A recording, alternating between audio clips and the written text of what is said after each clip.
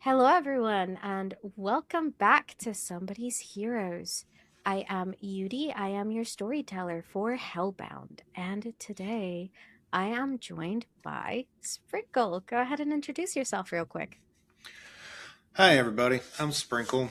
I play Conrad, the ever so lovable demon who, had daddy issues last season. But this season, he is bigger, badder, and way more decked out in tech.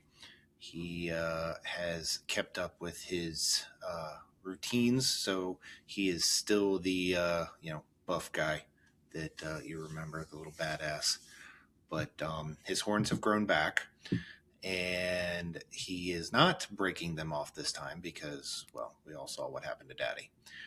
But instead, he has let his hair grown out, and it's actually back in a Viking braid, straight all the way back through the horns.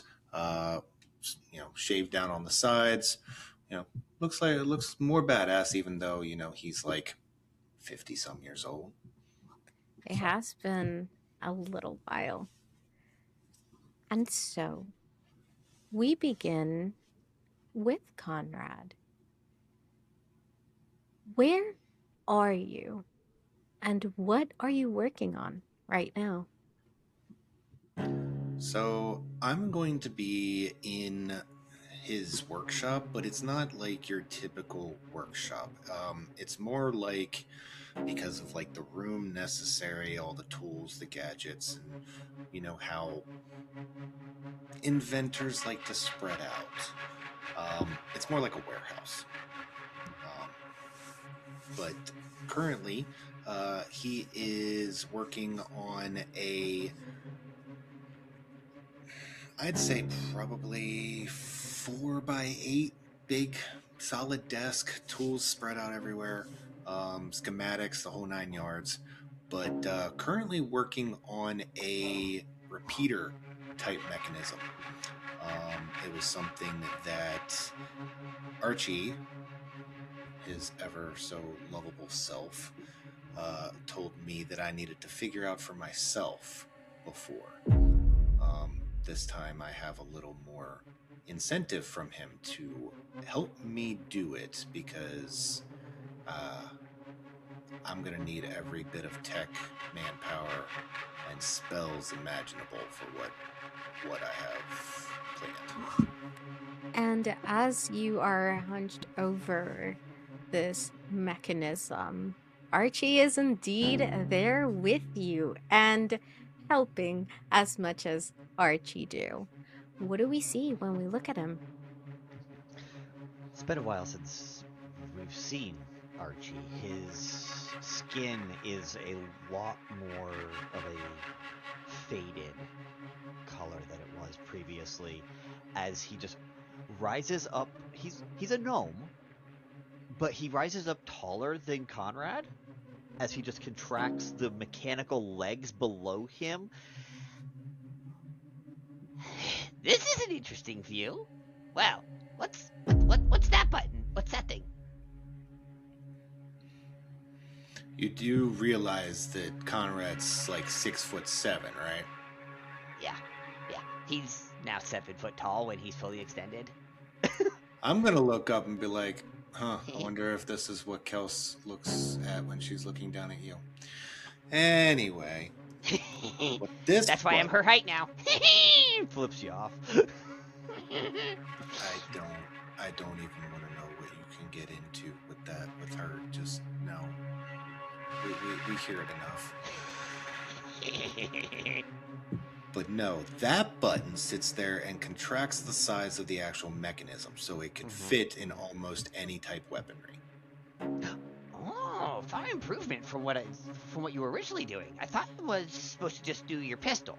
So now you're making it so it can fit into Size weaponry. anything. Ooh, a little more like a clip than like a barrel. Correct. So not revolver. Interesting, interesting. Think it's gonna work? Hell if I know. The whole point is trial and error. Like your legs. Have you made the receiver? No, not yet. These legs were great. You're welcome. And I for the think 2 record, years ago. don't ever fucking do that again. I can't. I lost them once, can't lose them again. I mean, you could lose the mechanical ones. Yeah, but that takes a lot more work and effort. I've done some modifications, and you can see that what you guys did was just replace the bottom torso and like connect it. He's actually built it up to actually like create a full-on harness, and parts of him are becoming more metallic than they were previously. It's like, yeah, I've even got a juice box pouch, and he pulls out a bag, and he just stabs a straw in it, and it just a little bit of red liquid ends up on his face, and gotta stay sustained. At least I can say you're not slow anymore. I mean, you know, I always kept up with you. No. We were grabbing you and yanking you and throwing you and pulling you along. And I kept up. That's not my fault how you did it. And you hear a small knock. Very polite knock. You know, it's probably one of the maids. You want to grab that? Okay. And he drops back down to his 3.5 foot height as his legs fan out, and he just skitters over. Oh God, he's a opens skitterer. the door, raises back up about 4.5 foot, so he's at like normal people-ish level, maybe on the shorter end. Opens the door. Yeah, what's up? Oh, hello. And it is Hi. one of the maids. Both Archie and Conrad would recognize her. There is a small group of maids that are always tending to you while you are doing anything, and with Archie here being as often as he is, they've come to know him also a lot. Hi. I have a message for Master Conrad. Is Does he? it have to be hand delivered, or can I take it? No, I suppose you can tell him. Mistress Morwen is looking for him. She says it's important. Can you just let him know that it's important? Yeah, Please. absolutely. Hey, Conrad! Morwen wants you!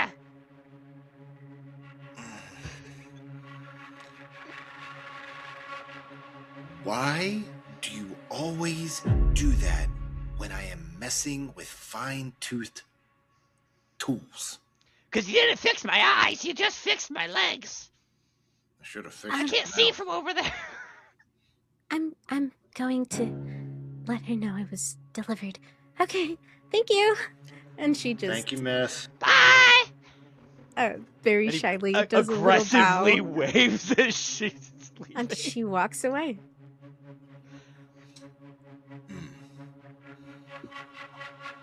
Do you not ever just cause mayhem?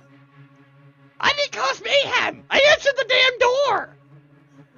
I'm pretty sure she was still running for her life. Opens the door, looks. She's so gone. Gone. Yeah, apparently. She Forrest Gumped that shit.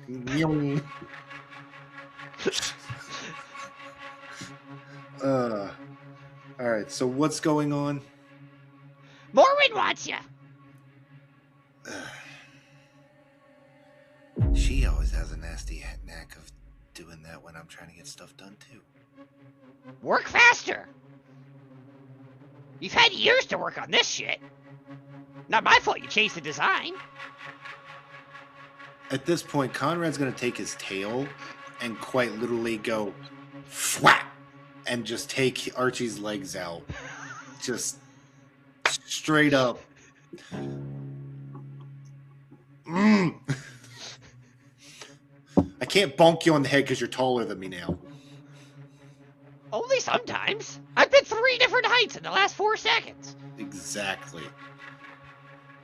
Just don't bring out the other attachments. Wait till I'm gone first. Don't call Kels. Don't do anything. Let me try one Kels thing. keeps those. That's actually a smart thing. Remind me to thank her later. She's the only one who needs them. I am not going to think about that right now as I take essentially a screwdriver and put it into the back of the mechanism. And essentially, you know, growing up, the little fun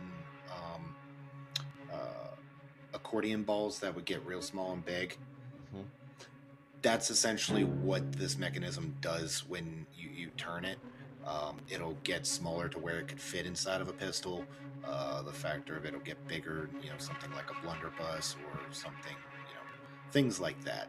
It just changes in size. And at that point, at least I know that works. You go bother Kels. I got Okay. No sooner did you say that than he turned, opened the door, shut it behind him, and you just hear him skittering down the hallway. Probably on the ceiling. Let's be honest. That's a scary fucking thought, a gnome spider. That is actually terrifying, yes. That is stuff of nightmares. An Archie gnomish, a gnomish Archie spider.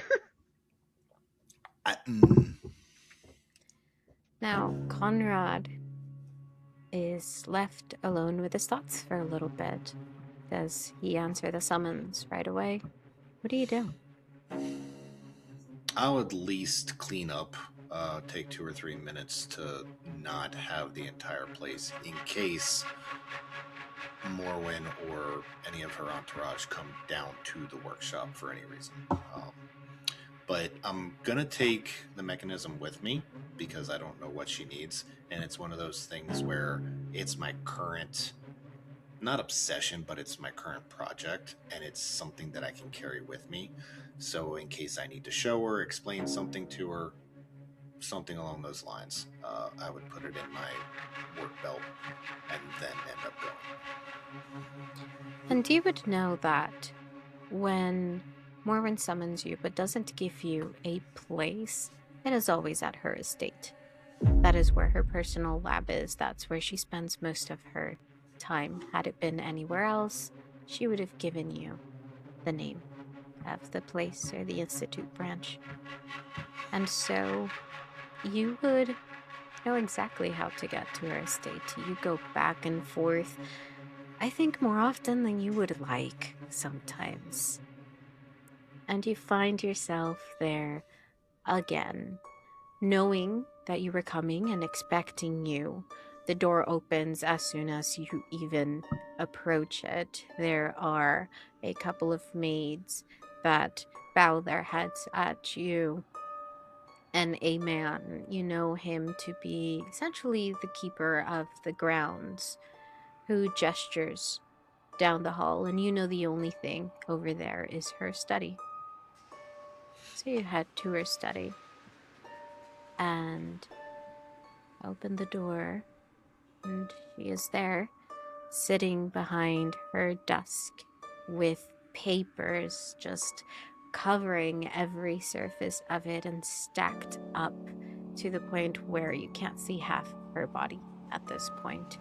You guys have been working on a lot of things to help with the chaos of what happened in the city of Tauliva, and her being a public figure, all of the patents, all of the shipments, trying to get all of this new technology that you were both able to make with some of Archie's help to help the populace. It is a lot. And you know that she spends more time doing paperwork than actual work these last couple of days. But she looks up at you when the door opens, and seeing it is you, gives you a rare smile. You are here. So I should either be afraid of that or I should walk away real quick. That is honestly a very fair way to feel about it, yes.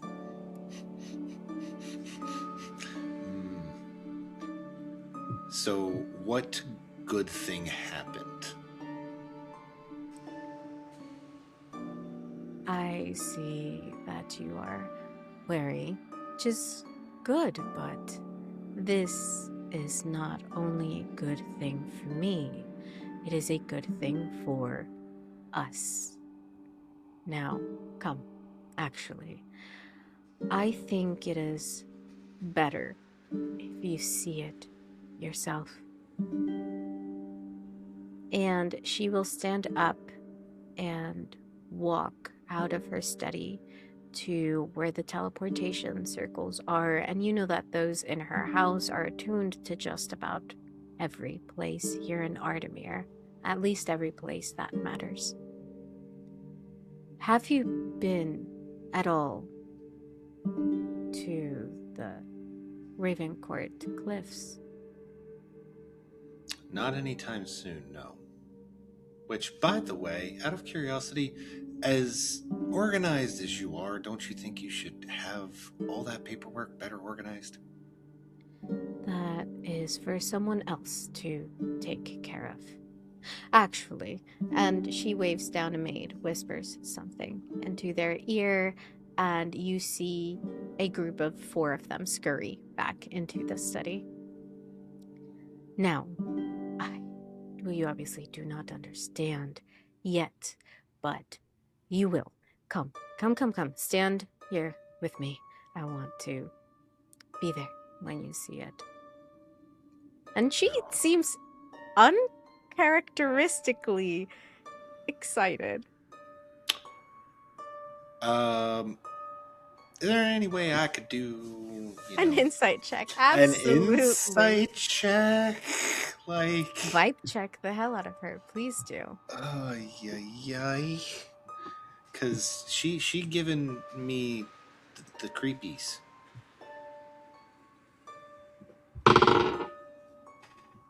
That was an 18 on the die. Oh, that is beautiful. That is more than enough, especially plus any modifiers that you have. You know that she doesn't get this excited about anything. She is the most unemotional person you've ever met. People have died in front of her, and she doesn't even blink. Exactly. So, you know that the only thing that truly ignites any sort of passion in her is going to have to do with a breakthrough of some kind, technological, magical, it could be almost anything, but she did something. And she did say that it had to do with you and that you would be excited about it. So you can tell she had a breakthrough in something big. That is the only thing that would be able to explain her behavior. And I can only imagine what it could be because she always has 15 to 20 different things going at once. That is true. You step into that teleportation circle and you are whisked away with her to what looks like a cavern, but it's enormous. The ceiling so high that it is just darkness, and you cannot even actually see the top of it, but you know it is rock around you.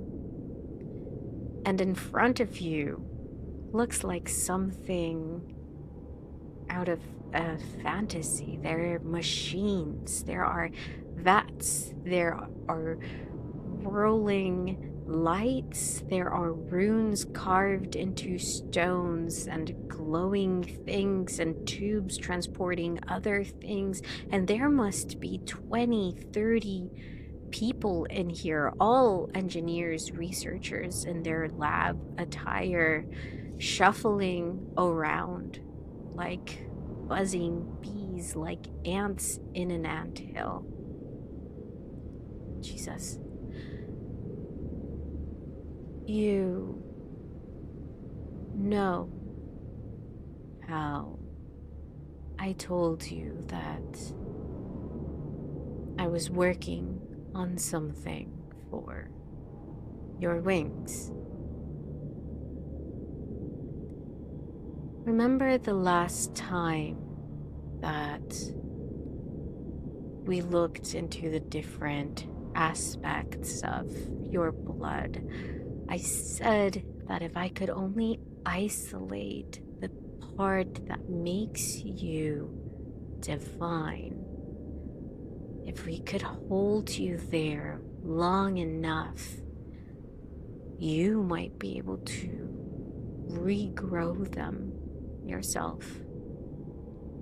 And she gestures up at this device. It looks like a torture chamber. It is a seat, but there are straps all around it, and there are all sorts of tubes and metal things, and it is all encased in multiple circles of metal. And you can see that they are meant to rotate in different directions, except for the center circle, which stands still and has all of these things connected to it. And out of that, you see the lines go to the different vats of different liquids along the walls, and some that sit empty that you can only assume are meant to hold things that are not yet there. She gestures at the chair and the large console. In front of it, a slab of technological marble. It is runes carved into stone with gems, with parts of the technology you are familiar from Tauliva, and even the runes, some of which you recognize. These things are old. A lot of them are written in the celestial language, and some are in infernal. You've never seen a thing like this. But she gestures and beckons you to walk closer to it.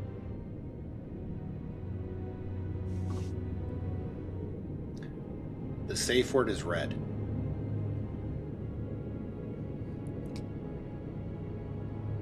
That is a lot of straps. What do you even possibly consider doing to me?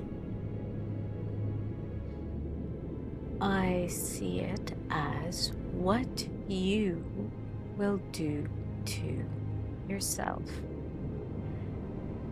You see, if we can put you in that exalted state of being for long enough, with all of the tests we've been running using your blood, I believe you'll be able to regrow your wings back, but only if we can hold you there long enough. And now the first question obviously was how to get you there, and she gestures to the vats on one side. But from what you have told me of your experience and the times that you have experienced that state and putting some animals through some trials, I think I can do it. And once we get you there, well, you're only really there when it is a matter of life and death, seeing as you can't fully control it yet, and your body and your mind will think that you are in danger. These are precautions for safety. Of course, we do not want you to injure yourself or the mechanism or any of these people here. And once you are there, we must not only keep you there, but take the excess of this energy and the things that you do not need. And she gestures to the empty vats. It must be a careful equilibrium. So we can hold you there long enough. And all you must do is think of the scars in your back and those wings, and they will come. Now, isn't that a technological marvel? It is. And the level of being able to isolate the different items required for regrowth and regenerative properties. Because when I transform, the blood itself takes on the shape and duties of my old wings. So to be able to isolate something on that level is... And to be honest, you will be doing most of the heavy lifting once you are in that state. Like I said, you have to think about them and want them to be there. It is a willing of your power to do what you want it to do, and I cannot aid in that, unfortunately. You already did give aid by building the machine. If the rest is up to me, then the answer is simple. When do we start? We can do so now, if you wish. I did hope you would be open to it, seeing just how long it took us to get to this point. Seeing it's been years since Taliva, we've gotten Archie up and running. We've gotten technology back out into the world to help stop the decline that happened when Taliva stopped working. We have saved countless lives, yes, but I know you only really care about one in particular, and I believe this will be you taking a first real step towards that. Then I've waited long enough. Well, then let's begin. She gestures out, and the frenzy of people turns into a panic, as you know that most of them were expecting this to be a showing and not a doing, at least not yet, because they just finished it. But they cannot say no, and they know that. And they are worked up into a frenzy trying to get everything in place, refill the vats and clean the ones that are empty and make sure that it is all clean, it is all ready, and that nothing could possibly go wrong. And after a minute or two, once the buzz has died down a little bit, they retreat, except for two women you've met. They are twins, elven twins, who work at the Health Institute. And they are on either sides of this chair, and they beckon you forward to sit.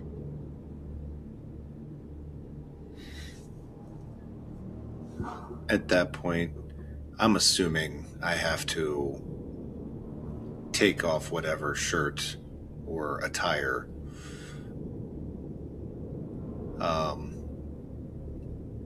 it's going to be regular working in the shop type clothing.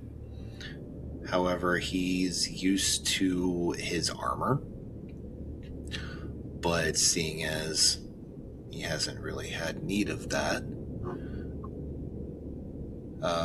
you're going to see him take off. He'll slide down straps of suspenders to be able that usually help keep up all of the tool belts that he usually has on him, about 2 or 3 at a time. But you see the man that originally started way years back with Archie with a generator start to unbutton and disrobe, and the light catches the 2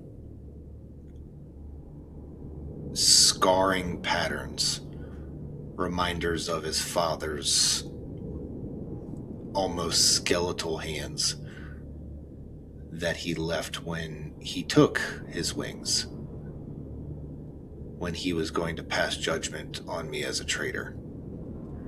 And he looks a little bit different in that his skin is a little deeper crimson from the original, closer to fuchsia color. And he walks forward after disrobing at least the top half and sits where the 2 elven twins beckon. And with very gentle hands, they strap you down. This has metal that goes up to the bottom of your spine and curves outward in a circle with the center hollowed out, and comes to meet again behind your head to support it. There's straps around your forehead to keep your head secure, and your arms are pulled apart and strapped down to either sides of that O. Your legs down to the chair. And they begin attaching tubes to you now that you cannot move. One of them whispers, "It'll just feel like a prick. Try to be still." As these needles come in, that is what they do. They are good at their job, and you almost don't feel it. Your heart is beating so fast in anticipation. These tubes begin to be attached to you. After a couple of excruciating minutes, they step away from you, back towards the console, and nod at Morwen. All right, if you are ready, we will begin now. I do believe this will be quite painful, since anything to reduce pain would interfere with the other liquids and might not let you stay in that exalted state. So we will have to do without. But I am sure you have been through many worse things in your life.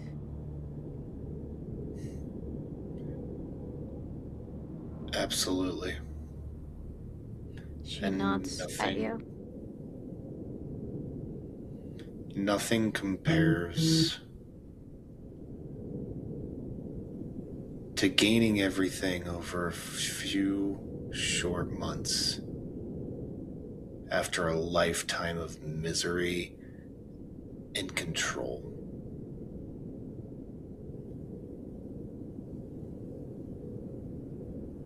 No, progress is never easy.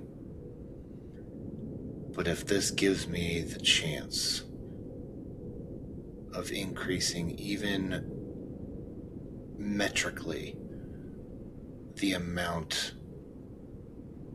of variables to bring her back.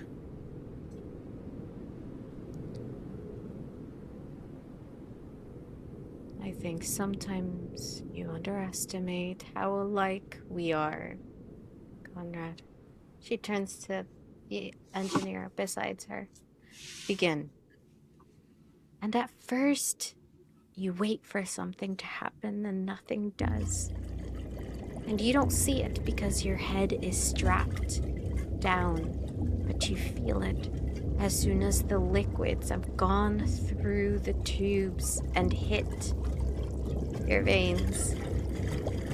Some of them burn and some of them are ice cold, fast, and the other too thick. And it is a searing in your body as you almost don't notice the outer circles of metal. The outer rings begin to turn and whirl. And you can see at first Morwen and the engineer in front of the console. But after a little bit, as those rings turn faster, it becomes blurry. And after that, you don't know if it is just the rings or if it is actually your eyesight going. And the burning and the cold intensify until it becomes a searing pain. Now, not just where the needles enter your skin, but all throughout your body as the liquids mix. And you recognize the feeling of adrenaline and think that must be one of the things being pumped into me, because my heart was already beating hard, but never like this. It feels like it's going to jump out of your chest, and it begins to ache and burn like the rest of you. And in that pain, your vision almost goes black. It gets spotty, and you feel like you might pass out, but you don't. And in that holding on, after a few excruciating seconds, you see a color, and the rest of them, standing there and looking at you, see you begin to glow. And Morwen once again smiles at herself. It is working, at least this first part. She can see it is working. And now the rest is up to you. The rest of the engineers, some leave, their parts being done.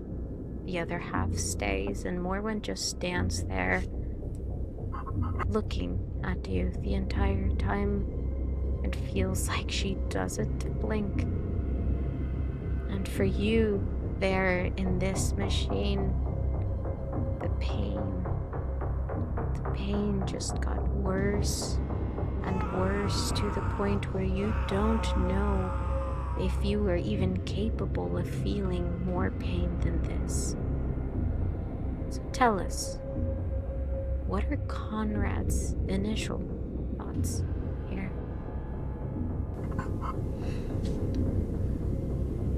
My thoughts would go to the factor of remembering the pain of having my wings initially magically ripped from my being by Orcus. The tearing, the stretching, the pulling. And I thought that that was the worst it could feel. But then came the touch when he put his hands directly on the wounds,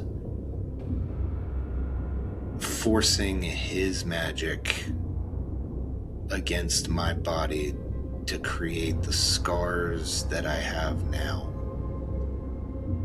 but also trying to subdue me so I was more compliant. Because I was the one who was supposed to take up the mantle. And all he could sit there and see was a disappointment and a traitor. So take the feeling of his magic, but every ounce of his anger and disappointment, all of that searing into my flesh all those years ago is where my brain would probably go, just starting to give me something to imagine or measure this new sensation by.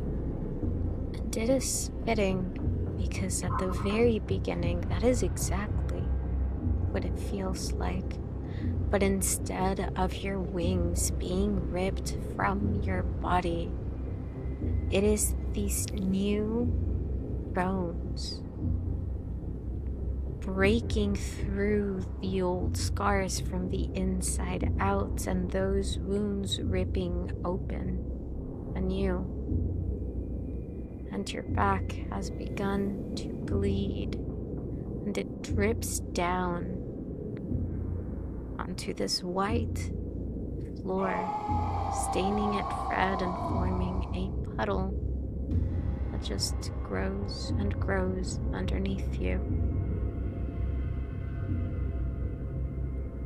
And the machine whirls faster, but you don't notice that. All you feel is the pain. And your vision is no longer spotty. You got a hold of yourself, but it is still blurry. And moments pass, and nothing changes. You didn't ask her how long this would take.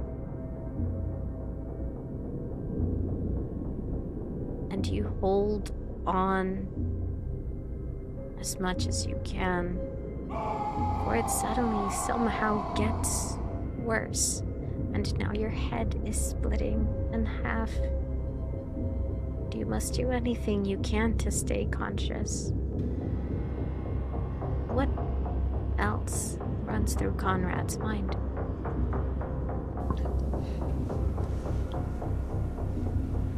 My mind would transition, feeling a new depth of pain, to the long hours spent working alongside Archie and Kels after I was saved from Orcus, to the factor of rebuilding everything, regrowing a life, rebuilding from ashes. I had to start anew. I had to conceal my identity. I had to deal with the loss of not being able to travel alongside her. And the thing that got me through those first 6 years after it all happened was waiting for word of where she was. And all of the times that I had to use the depths of my brain to conceive new schematics for prosthetics and prosthesis for the army, and none of them defended me. These thoughts and having to start over while making new friends who turned into family quicker than I ever anticipated, because I never thought I would trust again. My brain goes to the long hours spent in Archie's workshop and Kels teaching me the ways of the bounty hunter to make a living instead of just killing and taking over territories and seeing people just die needlessly. I had a purpose driving me forward while waiting for the word of where she was. And we see from the outside the vats with liquid half gone, but you don't know that. And on the other side of the wall, they're slowly filling to keep you in balance as long as you need. We see the pool of blood under your feet get larger and larger, and from the back, those protruding like a small plant breaking from the soil and growing.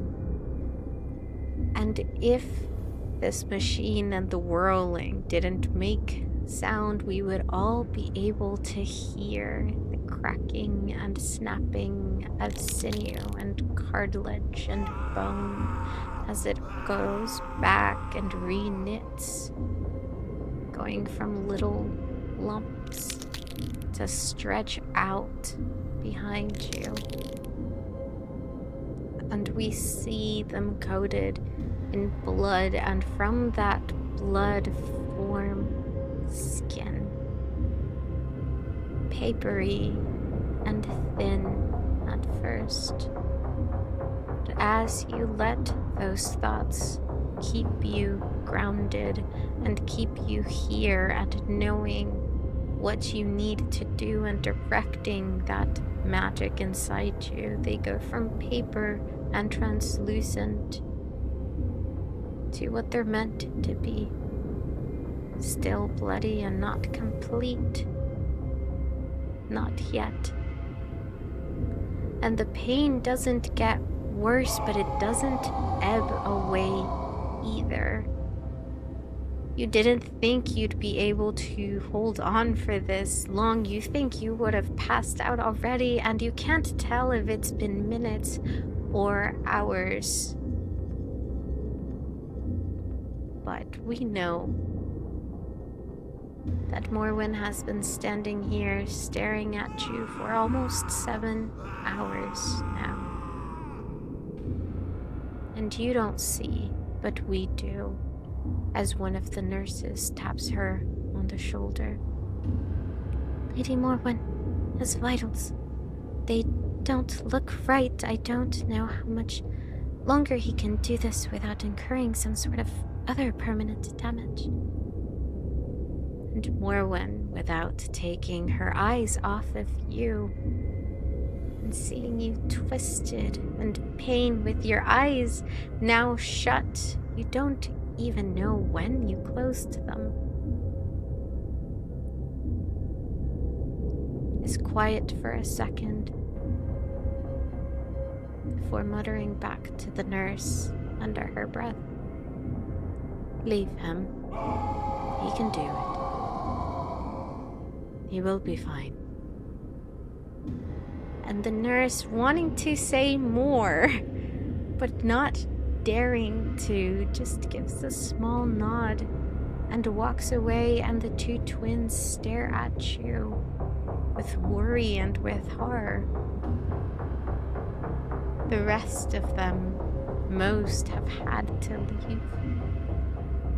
There is one passed out on the ground somewhere that had to be dragged out, that couldn't bear the constant screams of agony coming from you. And then 7 hours turn to 9, and those vats look almost empty, but your wings look almost done. Nobody dares ask Morwen to make you stop again. And she stares at you.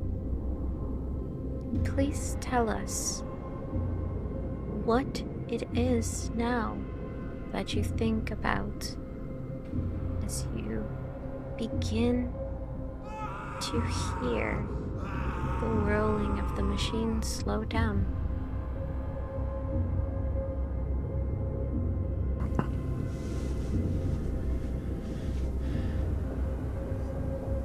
Not being able to truly tell if it's the machine or my heart. But the one thing that I do hear above all else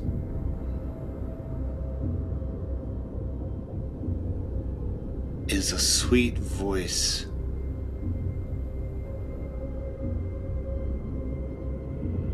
that not only sounds like the morning rain, but also as strong as the winds in a hurricane.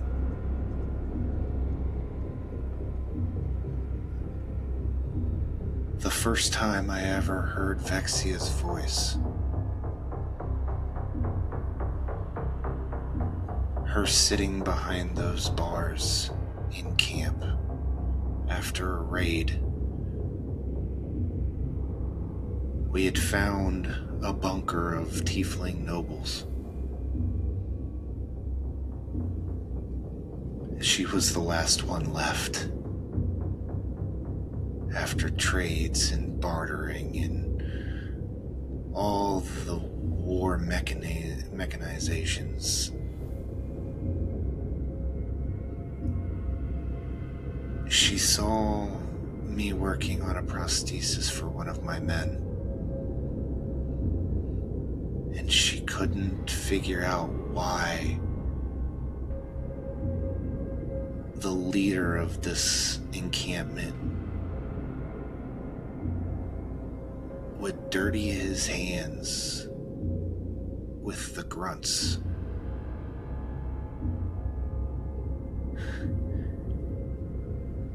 Truth be told, it caught me off guard.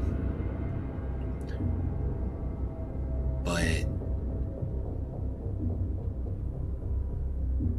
I don't know what caused me to explain myself to her that day.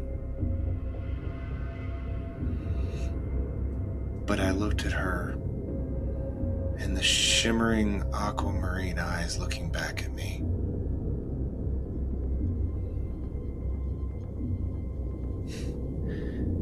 If anything stole the soul out of me that day. But I told her I couldn't sit there and live with my men suffering for the cruelty of a monster's orders. A monster I had the misfortune to call father.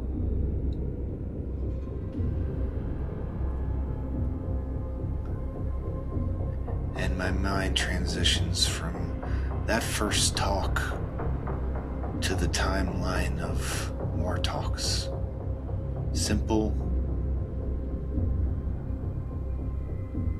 but most in-depth that I had ever talked to anyone.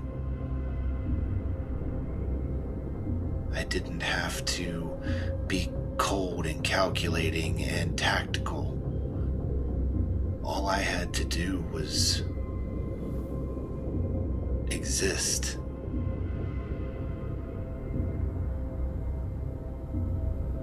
And as the time went on, Vexia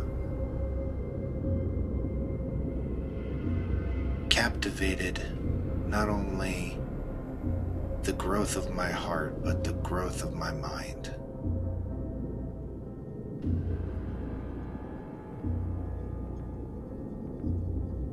And she became the sole purpose for me hammering in the forge, for me twisting all of the nuts and bolts in my projects. She engulfed everything that was me. She taught me the crafts of runes, how elegant and mystical and powerful they were. I mean, what would I know about any sort of majestic creations like those? I'm just some failed attempt at a son and heir for a monster. But she saw me as nothing more than a soul who wanted to create rather than destroy.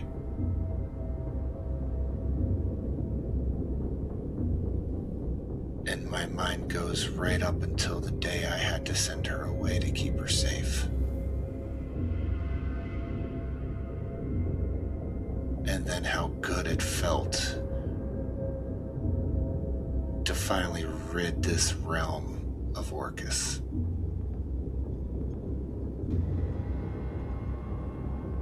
And now the exasperation I feel, knowing where she's been, and the fight that lasts till I get there.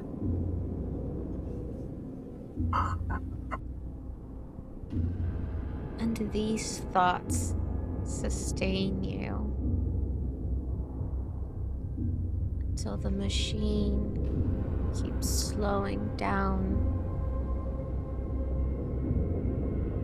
little by little by little. And liquids stop to flow into your body, but it is still too long before the feeling of them inside you begins to ebb,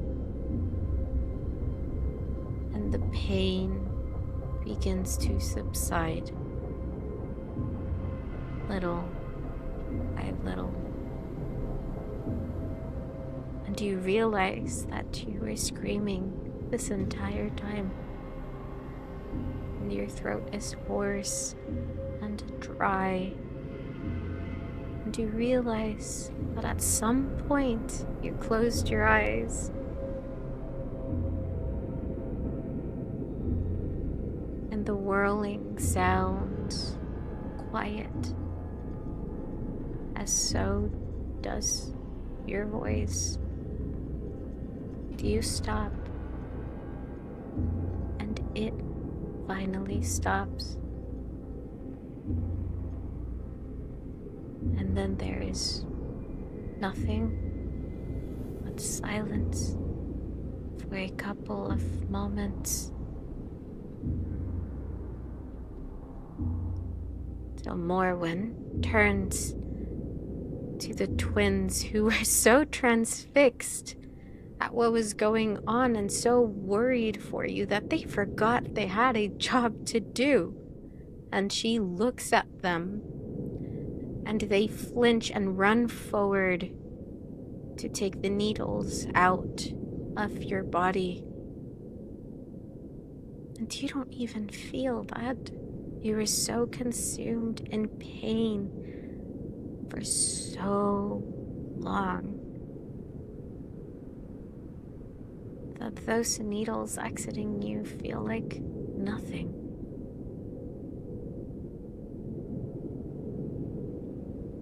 And you feel them tug the straps off of you, the worried looks in their faces. Your vitals are returning to normal, but they don't trust that. And the straps come off, and then it is just you on that chair. And she has not said anything yet. She is still just looking at you, as if waiting.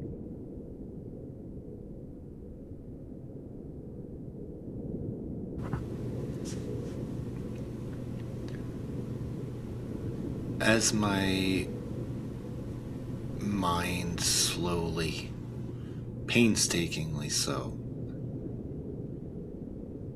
starts to come down off of the adrenaline, and so hyper-focused on the memories to keep me going.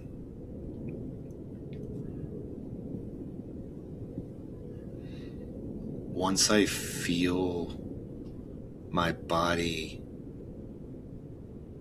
not go limp, but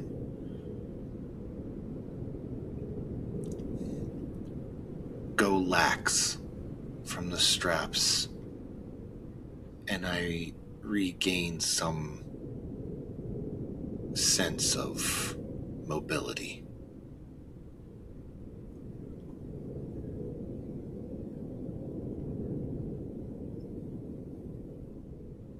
I would fall forward trying to move onto my hands and knees in front of the chair. And you feel the slickness. You are in a pool of your own blood.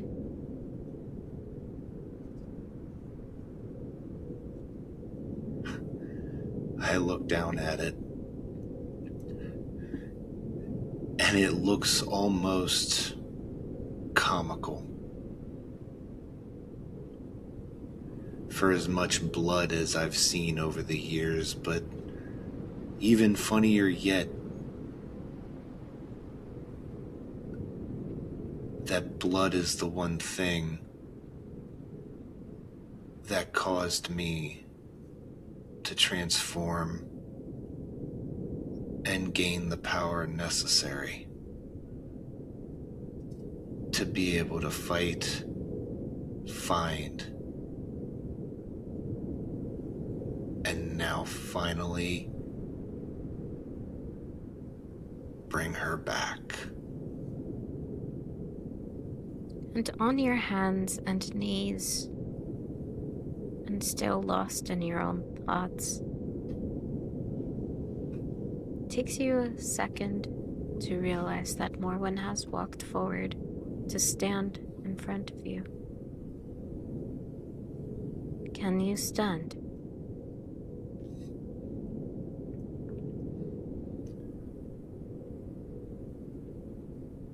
I don't know, but I'll try.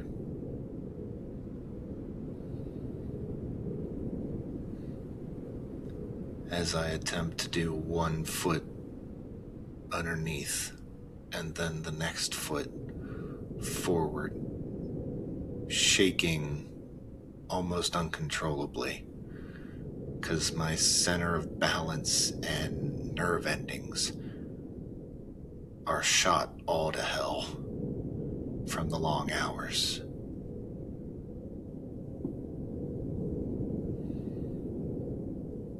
How do you feel? like I just got shot through every layer of hell and back.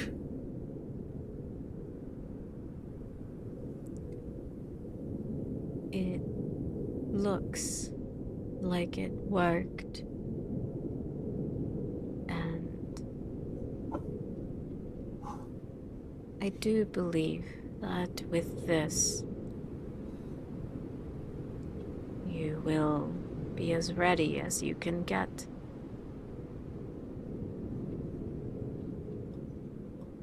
At her saying that, my eyes slowly but surely regain clarity, and I realize that she's not wrong.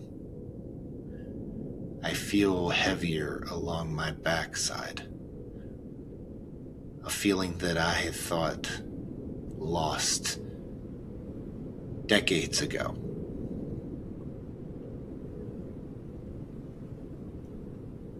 And I stand to my full height and roll my shoulders to the feeling of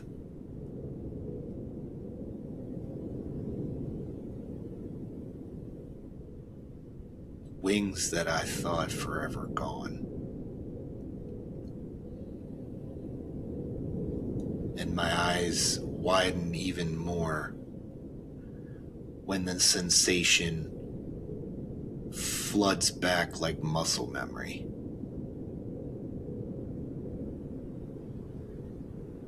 And I say, there's only one way to find out if it worked.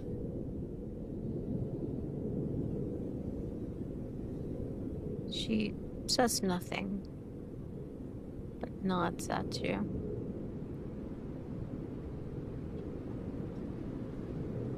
How far away is the mouth to the cave? As you look around, you can see off in one corner the circle that you came in through. But she gestures to the opposite side, and at first it looks like just a wall.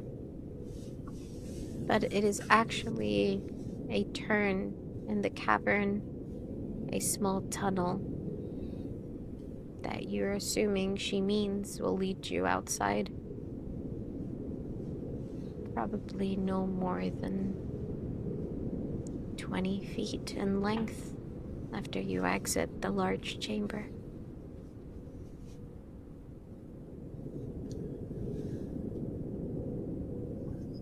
Slowly but steadily, I put one foot in front of the other, almost like being drunk, trying to steady the legs and almost get used to my body all over again. And before I know it, I've gone the 20, 30, 40 feet around the bend and exit to whatever small or large exit there is. You see the light first. The little winding cavern gets brighter. It almost hurts your eyes. And it's a small mouth, looking like a normal, natural cavern from the outside in, you are sure. But you can see just sky in front of you.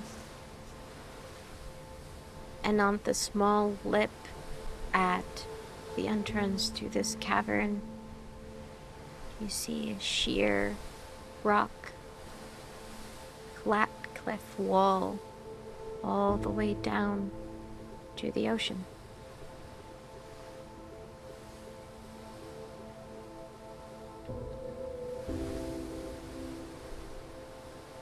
I don't think about anything.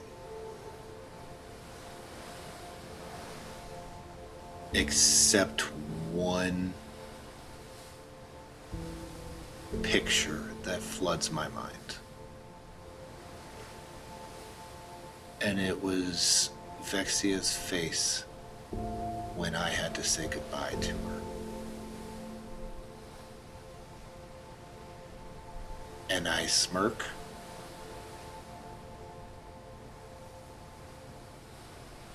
And I just take off running. In a dead, hauling ass sprint. Like I was chasing after the carriage. Because if this didn't work, then I'm not ready to save her yet. And as soon as I get to the ledge, every ounce of force that I have, every muscle fiber clenches. And I just long jump out across the air into a dive.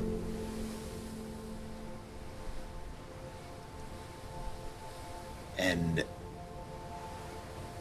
at first, with the wind whipping across my face, it's unusual and foreign feeling. But only a few seconds go by as the ocean's rushing towards my face. And just as I feel like the wings aren't going to open, that I just endured hours upon hours of pain, and I get that sinking feeling of uselessness again. Vexia's face reappears in my mind, and just as I'm about to hit the rocks in the water, those wings spread as far as they can reach.